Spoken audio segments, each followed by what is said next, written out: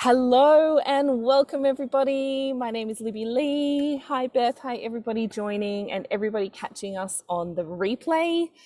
Today is going to be a fun session and today we're going to get real, Lida, aren't we? Thank you Yes, we so are. much.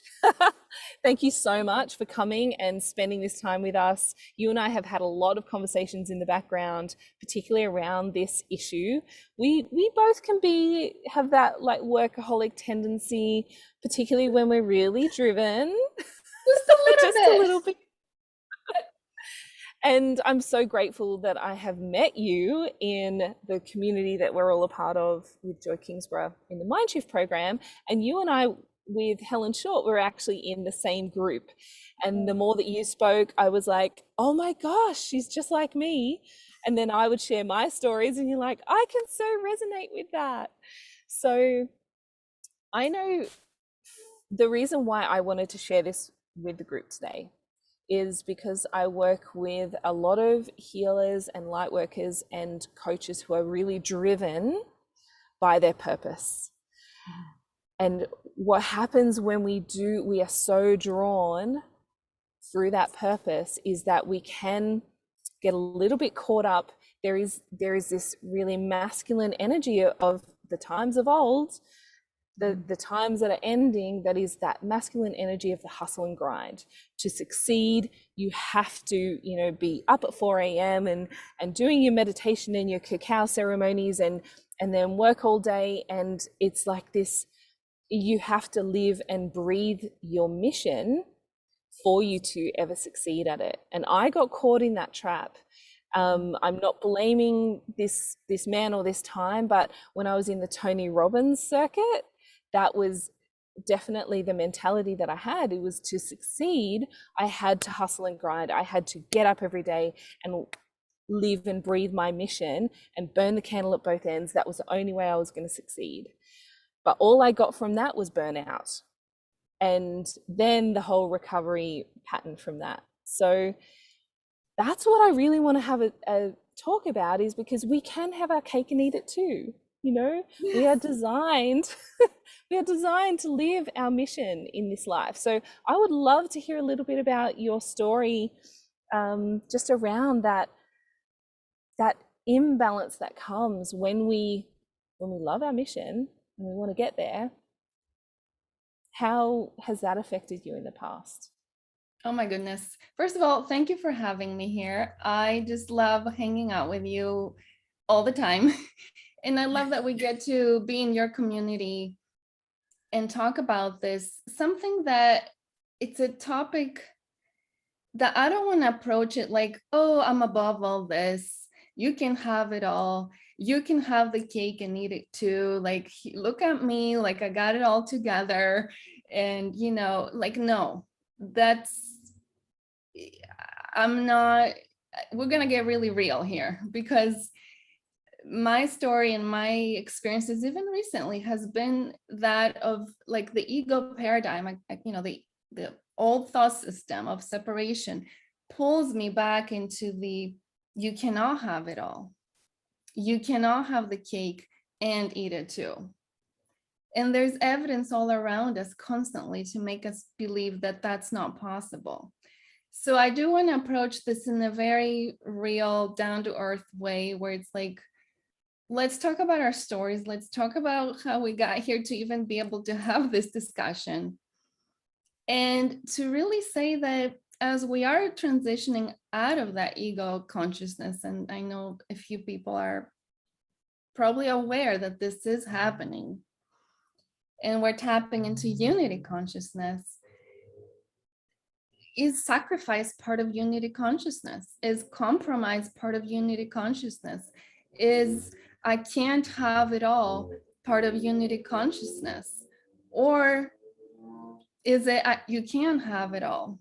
You can have the cake. And my preference would be sugar-free, gluten-free, but but whatever cake it is that you want to have, what cake do you choose to have and eat it too? Is that something we can have in unity consciousness? And I believe yes. And I'm starting to see it in my life.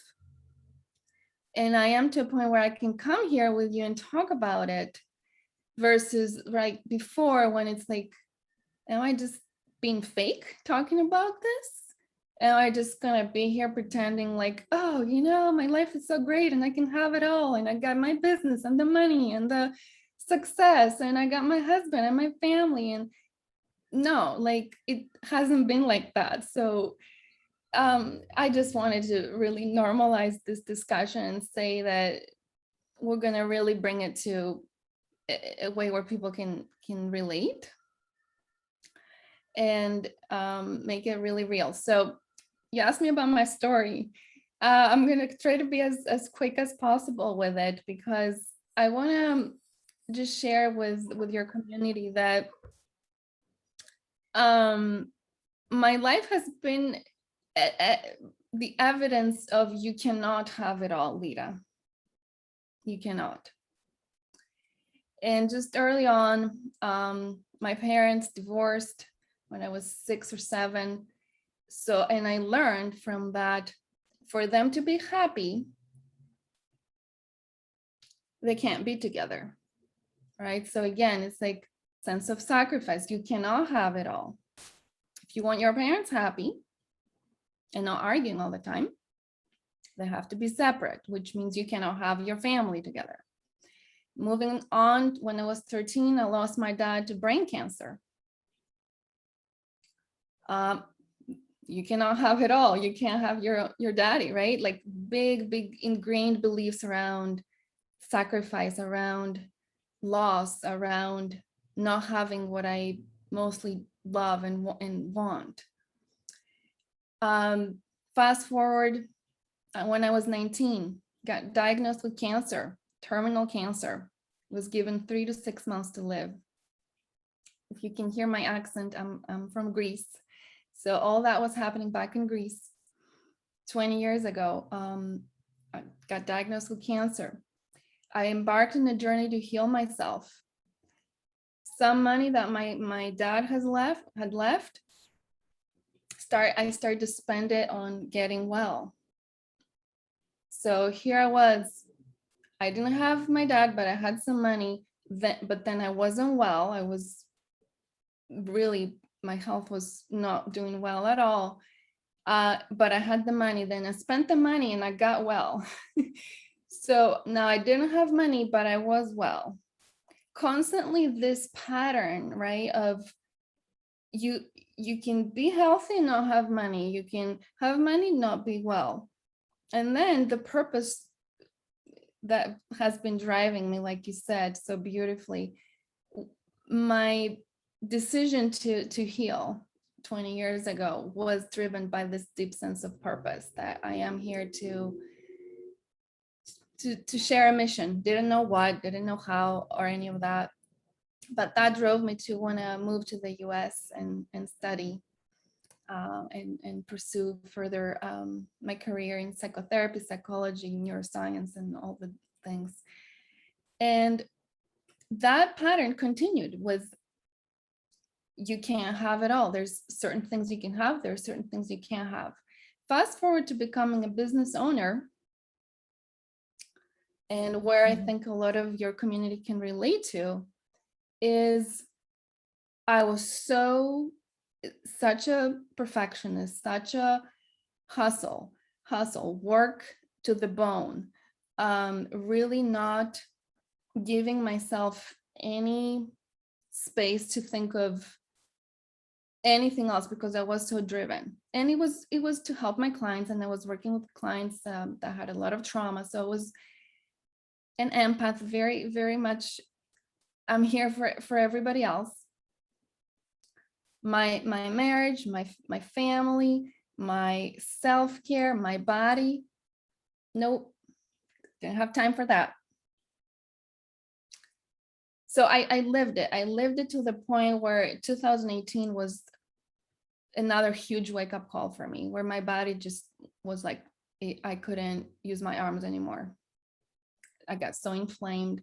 I could not brush my hair, could not brush my teeth, could not text, could not. It got to a point where the universe was like, stop.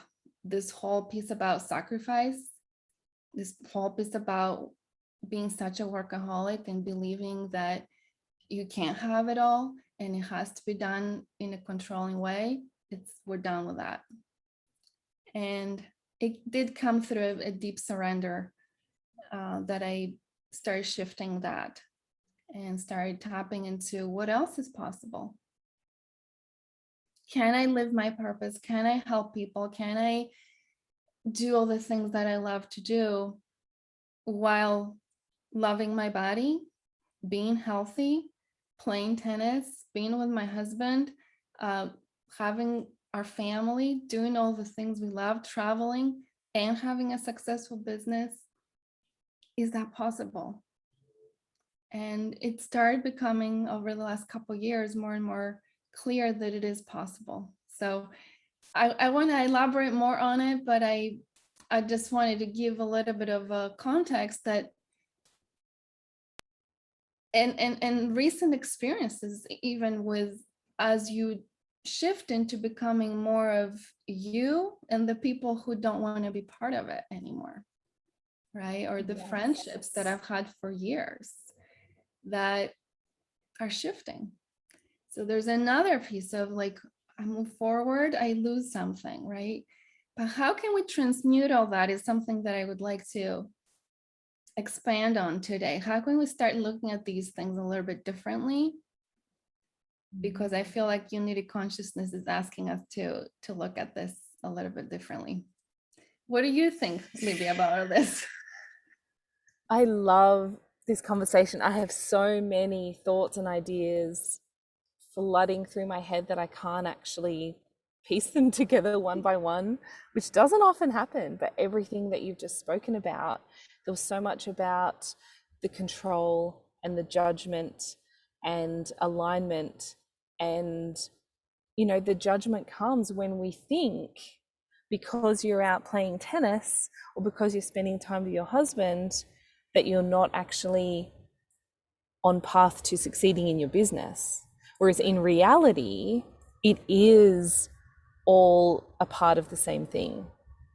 And and because you're allowing yourself the time in those different areas is one of the reasons. Actually, it's not even allowing your time in those areas. It is because you are listening to the nudges to go and play tennis, and you're listening to the nudge to sit down and watch a movie with your husband, with me, because you're listening to the nudge, just take that trip with your family, quit your job, hubby get leave, pull the kids out of school, buy a caravan and go. Because we just listen to the nudges, no matter what it is, when we're listening, we are on path to succeeding and fulfilling our mission, because we can be us. You can be you. You're such a perfect example of that, Libby, right? And how your business has shifted with your decision to follow your nudge and follow that calling, that this year I'm traveling. And it doesn't mean I have to sacrifice my business. It's just, it's shifting. And how in that shift that I've chosen, right? Because when we move out of the victim role, when we move out of the, this is like, it's happening and I'm just at the whim of it, versus I'm choosing to play tennis and to work and to have meetings and to run a summit and to do things that I'm busier than ever, and yet all of a sudden I have more time than to do more things. It's like, how is that even happening? How is this? It's not possible in the old paradigm. But you're such a good example of that, and you trusting in that nudge, right? And being like, I trust that my business is going to carry on and shift and expand, and look at us now collaborating, like all the beautiful things we have coming up. And it did come from that trust in something within us. So sorry, I had to jump in and yeah, you're right though, because I would wake up most mornings and I had new ideas and things coming through that I wanted to share with the world. And then I would go to share them, and it would be like, no, I don't actually think I need to be sharing this right now. What do I, and so I would sit and listen. What do I really need to do? You need to go and swim with the kids. Okay, I'll go and swim with the kids. And so it felt like the old me and the, you know, the, I guess you can say insecure, that ego part of me was thinking, you're delaying your business, you're delaying your success, you're delaying helping all of those people that you say you want to help. You're sacrificing that to go and swim with your kids, or to walk that gorge, do that hike, drive here, drive whatever. Whereas in reality, because I was following that nudge to do that first, I got more clarity. I could anchor in more ideas. I was more open. I was more in alignment for me to then help the people that I'm really wanting to help. So that's my biggest piece of advice for having your cake and eating it too, is just notice when you're judging or trying to control that situation. And as long as you are listening to the whispers, even if it says, hey, go and lie down and have a nap, then know that you are on task. Because I think in unity consciousness, that's what we're letting go of. We're letting go of that judgment and that control of the only way to succeed is to do. Lying down and having a nap is the doing. That is a part of the how. Yeah. I'm so glad you're mentioning that. And I have to say, that was so not me, Libby. I would not take a nap when my body was so drained. I could not even like move my body. I felt so heavy, and I would push through it. Right? Because mind over matter. Like my mind was like, no, you got to keep going. Like you got all these things to do, and the body doesn't matter. But it's like what you said earlier, like this mentality that's very masculine, that's very, push through it, like don't give up, like keep going. But it does have this forcefulness to it that it's not what my body needed. And I think when we can bring gentleness in, right? And we can bring, what is the most gentle thing I can do right now for me? And if that's to take a nap because I'm listening to my body and I love myself enough to listen, then I will take that nap, and then inspirations will come, insights will come. I will have more clarity, I will have more energy, and whatever needs to come next will come, because I took that time to even stare at the nothing, and just zone out for a little bit, or just allow myself to daydream, or just allow myself to just look at the plants and be with the birds. That gentleness is something, I think, the conversation that's missing from a lot of different modalities. And I don't think we get into unity consciousness with forcing ourselves. I don't think it's going to work. And one thing I want to mention too is that you don't have to give up the action. You don't have to give that up at all. But when you're listening, you'll know when it's time to go. You will get that nudge of like, sister, jump on board. This is it. The doors are open. Let's go. Like it's go time. And it is fast and fun. And it is so in alignment that it's not draining. There's no efforting in doing that, because you've listened to the nudges the whole way through. It's the whole divine timing cycle, that biorhythm that runs the whole universe. The gust of wind comes and it's like, let's go, baby. And it's carrying you exactly through what you need to fulfill that dream. But you've listened, you've rested, you've taken all of the other actions to get you to that point, and then it's go time. So there's no sacrificing of the action either, but you're taking action from such a different place because you have listened the whole way through, and you know that it is go time now. Now's action time, and it is 100% aligned. So therefore it's easy. Mm. I love this so much, because it's like once we allow our higher self to take over and guide us, things just happen so much more effortlessly, with flow. It's like problems that were in front of us get resolved all of a sudden. Everything just, it's almost like we tune into, it's not almost, we do tune into different laws. And we are in the quantum field. We're using the universal laws, and our higher self takes over. We still take action, like you said. It doesn't mean I'm just going to be meditating all day.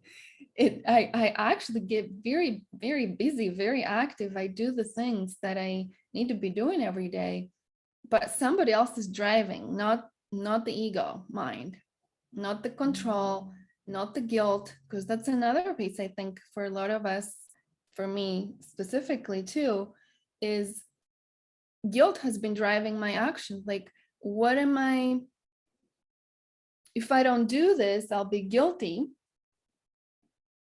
right? So I might as well do it because I don't want to feel the guilt. But what if we move beyond that? What if it's not, what if we don't approach what I do based on what makes me feel less guilty?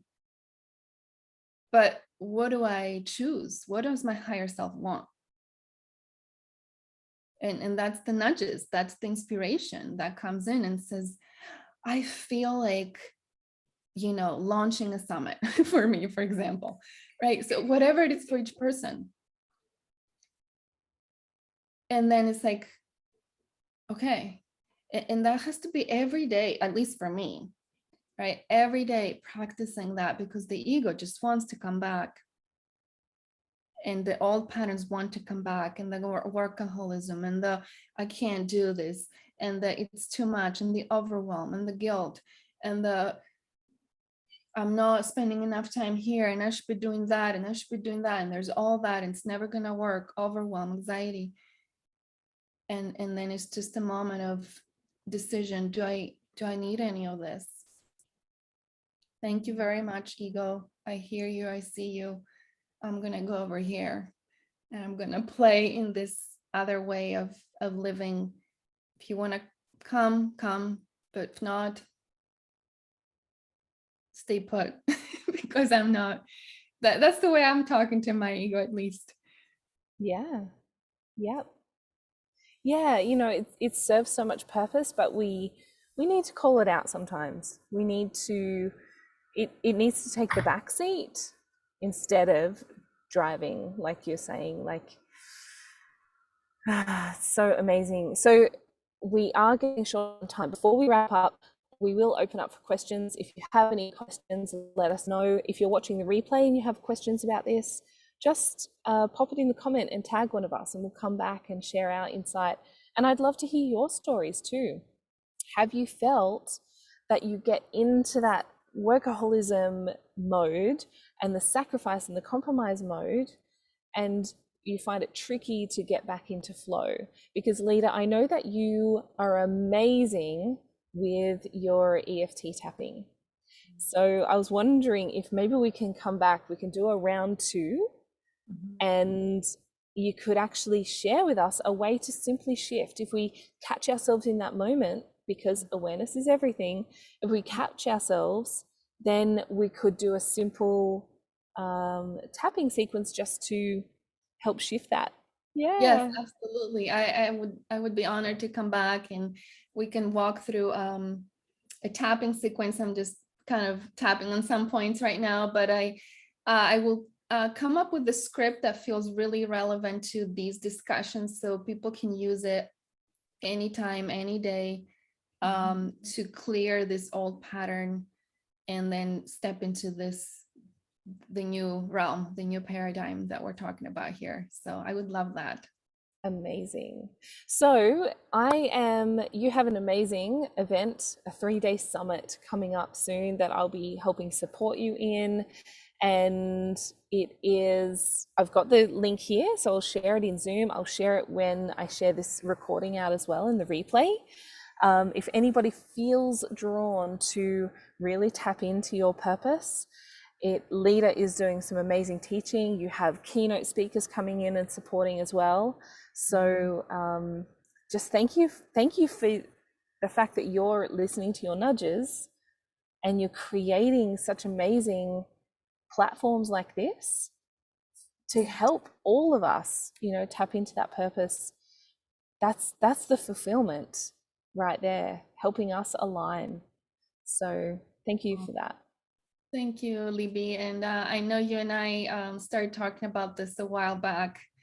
I shared with you my vision with this summit that's more like a retreat event. I don't know what to call it, but it's not just a summit, but I know I shared that with you a while back, and our visions aligned so beautifully. And we're like, okay, we're doing this. And so I feel really grateful that we're a month away. It's starting in a month. Yes. Wow. Yes. It's unbelievable. And I'd be honored to have your community join us there. In the link, they'll learn a lot about what the summit is about, the speakers, but also I'm happy to answer questions. And really, in our discussion today, how the summit will be also helpful is when we talk about purpose, what's the unification of purpose in all aspects of our lives? Not like what's my purpose with my business, but what's my purpose in all aspects of my life, so that I am in unity consciousness, doing what I love, but also experiencing a life that I love in all ways. So that's one of the things that, as I have started to integrate that in my life, I want to share it and pass it on. And I'm super honored that you're going to be they're part of the team. You're going to be sharing your wisdom, and a lot of other beautiful souls will be there as well. So excited. You're muted. Thank you. Yes. Thank you so much. Thank you so much for having this conversation. Let's pick it up with a round 2 and share that out as well. I think it's really needed now. Not only there's a lot of sacrifice and compromise coming in other areas of our life with the world events as well. So, staying in alignment is really key for everybody right now, whether you know what alignment is or not. So I look forward to round 2. We'll do that in a couple of weeks, hey? Maybe a fortnight's time. And I will share out the details, and we can continue, bring all of your questions, and I look forward to that. Thank you so much. Elizabeth said, what a powerful conversation. Thank you for having me. Oh, thank you, Elizabeth. Thank you, Beth. Beth. Hello. And amazing. I'm glad you mentioned, Libby, about what's going on overall too, right? And having these conversations can be is so needed right now. So I agree with you. It is so needed. Yeah. And my hope is that we just create a space where people can come and just, sit out of the noise just for a little minute and reconnect with themselves, and have people having the conversation of things that do align with them, that isn't all about that as well. So thank you. Move forward. Thank you so much. Thank you, everybody. See you soon. Bye. Bye everyone.